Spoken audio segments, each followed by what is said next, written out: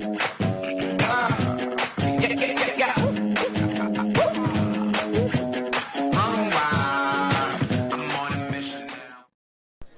this is Candy Escobar from Hollywood Magazine. I'm here at the red carpet for IFFNY, and I'm here with Larry Moore, the writer, producer, and a little bit of actor in the movie Top Models Are Deadly. Wow, he does everything. How you feeling today? Great. I love this festival. I like what it's become. It has just really inspired me with my movie making. This is my fourth movie, and the opportunity to do a world premiere of my movie here has just been exciting. I can't say anything more than that. Wow, it's the first time. I'm pretty sure you're very excited about it. Yeah. Well, you know, my movies have done fairly well. I'm from Memphis, and generally there's a big independent movie colony there. We do about 200 a year, but they're generally small time.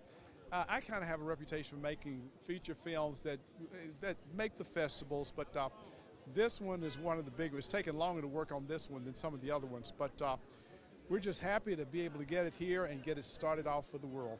Awesome. So can you tell us about the film now? Well, it's about well, first of all, it's about a model who becomes a photographer, who goes on to become a producer, and now she is in the process of doing a charity fundraiser for a children's hospital. And I don't know where people start taking shots at her and trying to kill her, and so she needs to hire a security company to protect her. And that's where you know, my character comes in. He's one of the detectives. My movies, I'm a classic movie maker. I like the old movies, and this movie is based upon the 1940s, 50s, 60s private detectives.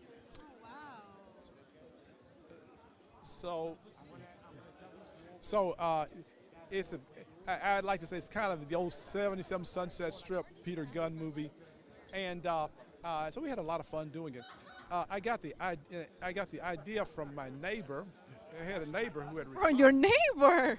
Yeah. Wow. She was a retired photographer, and she said, "Yeah, I was a big model back in the 50s and 60s, but I realized when I get about 30, there's not going to be anything for me to do, but the photographers, they could be 80 years old and they're still working." So she got with a photographer. He taught her how to use the camera. They actually became partners, and she went on to become one of the first major women commercial photographers in the United States, and the first in the South. And so I said, that's a great idea for a movie. Somebody who went from being a model in front of the camera to working behind the camera. Absolutely. Wow, that sounds amazing. So, do you have, the movie has any message? Well, I'm pretty sure it does. Well, I call it an intersection movie because what we have, it occurs over a 10-year period. The detective is having the up and downs in his life, and she is going up and having some downs in her life, and their paths just kind of cross. And in the paths crossing, it kind of changes both of their lives. And I tell people, and this happens to everybody, somebody will come. If you had gone in a different direction or a different story, whatever, you never would have met them, but somehow or another they crossed your path. Sometimes those people crossing your path can change your life for the better and make it great, or they can destroy it. So the message is, you know, you need to evaluate very carefully the people that cross in front of your life to see what direction they're going to take it. They may help you and they may hurt you very badly. That's so true. That's so true. All right. Thank you very much for being here. And last thing, so do you have any tips for those people, for those filmmakers, so young filmmakers, they're trying to make it, but they say like it's too hard because everything is hard. But you have any tips for them? Well, you know, I'm from Memphis. We're not a movie capital.